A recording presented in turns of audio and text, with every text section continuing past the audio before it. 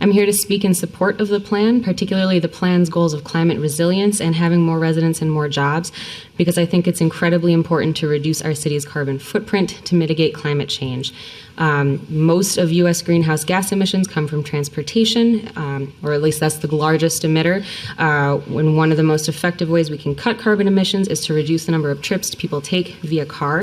Having more residents in Minneapolis and denser neighborhoods will make it possible to increase the frequency of transit service and improve transportation infrastructure, making it more feasible to walk, bike, or take trains or buses.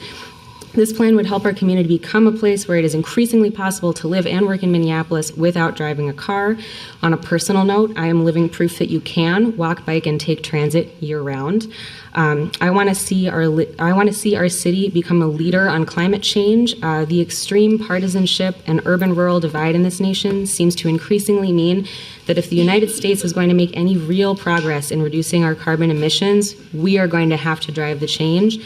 America's cities are our last best chance to seriously reduce our carbon footprint.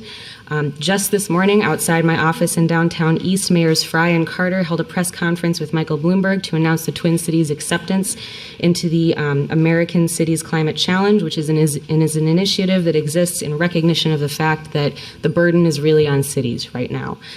Transportation isn't the only area we need to cut emissions, but to cut back as drastically as we need to, we can't ignore any sectors.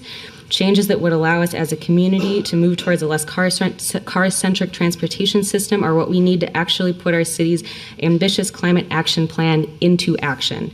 I support the comp plan because it will allow us to seriously confront one of the most urgent problems of our time. Thanks.